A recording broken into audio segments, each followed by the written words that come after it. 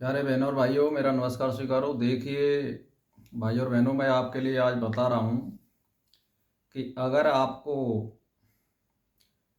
भगवान का भजन करना है और उसका उद्देश्य आपका साक्षात्कार का है,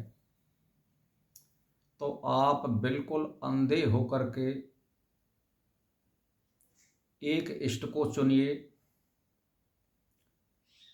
चाहे वो इष्ट कोई सा हो, चाहे गायत्री माता जी हो, या हनुमान हो, राम हो, कृष्ण हो, महादेव हो, या कोई देवी हो। तो ये जो दैत्य का साक्षात्कार है,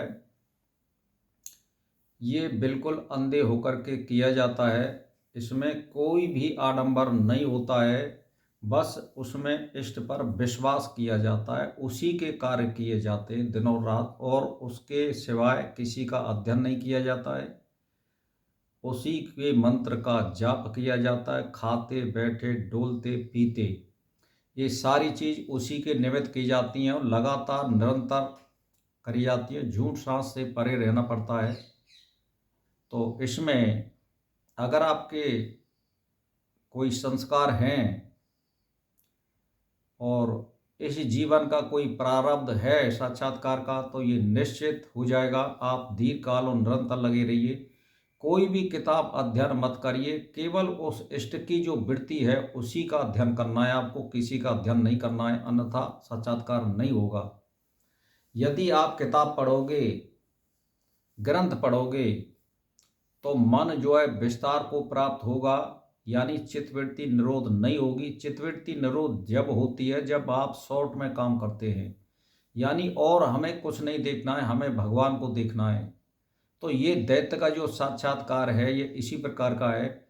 यदि आपको शुद्ध साक्षात्कार करना है, जो मतलब साकार में नहीं करना है, निराकार में करना है, आत्मा का जो स्वरूप है उसको देखना चाहते हो और उसमें यदि साक्षात्कार करना चाहते हो, तो उसमें आपको ये लगाना पड़ेगा कि हे गायत्री माता, या जिस किसी का आप साक्षात्कार करना चाहते हैं, कि मैं आपके शुद्ध रूप को देखना चाहता हूँ। ये आपको अर्थ लगाना पड़ेगा कि मुझे आपके कोई माया, कोई धन मुझे नहीं लेना है।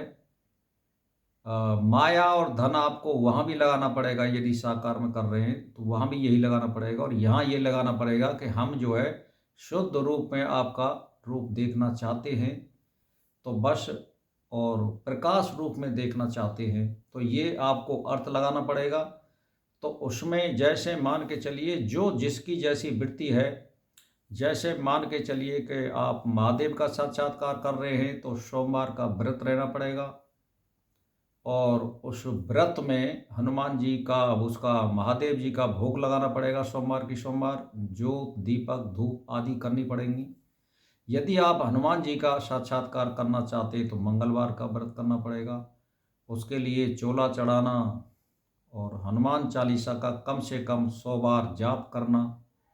यदि आप राम का जाप करना चाहते हैं तो राम का कम से कम 2 से 250 माला आपको भजन रोजिना निकालना पड़ेगा। तो इस तरह से उसमें 11 का व्रत रहना पड़ेगा, यदि राम का, कृष्ण का, विष्णु भगवान का यदि आप साक्षात्कार करना चाहते हैं। तो इस तरह से अब उसी इष्ट का हमें अध्ययन करना है, उसी विषय पे हमें जानकारी लेनी है। अन्य विषय को हमें छोड़ देना है, किसी और को नहीं करना है।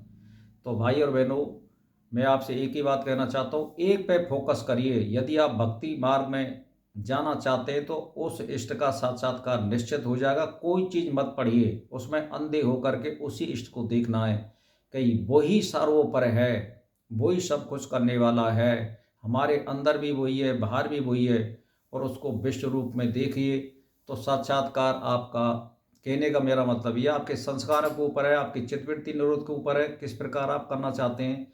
वैसे यदि साकार में यदि गायत्री को छोड़ के साक्षात्कार करना चाहते हैं तो ये 108 दिन के अंदर हो जाता है। यदि गायत्री का साक्षात्कार करना चाहते हैं तो मैं भाई इसकी तो नहीं कह सकता।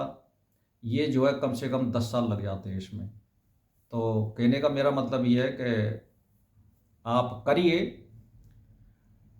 आपकी वृत्ति बनेगी, आपकी चित्तवृत्ति निरोध होगी, आपकी कुंडली जो है ऊर्ध्वर गमन होगी। और यदि आप 2-3 साल कर लेते हैं और फिर आप साधन से गिर जाते हैं, आप पे साधन नहीं बनना जाता है, तो ये भी निश्चित है फिर आपको अगले जन्म से फिर वहीं से साधना शुरू होगी। अच्छे घर और श्रीमानों के घर में आपको जन्म मिलेगा, मान सम्मान वाले घर में जन्म मिलेगा, धन प्रॉपर्टी वाले घर में जन्म मिलेगा। तो कहने का मतलब ये है कि आप भक्ति मार्ग को अपनाइए। ज्ञान मार्ग में जो है जिम्मेदारी खुद की होती है, भक्ति मार्ग में जिम्मेदारी भगवान की होती है। उसी के आश्रित हमें काम करना पड़ता है और उसी के आश्रित रहना पड़ता है।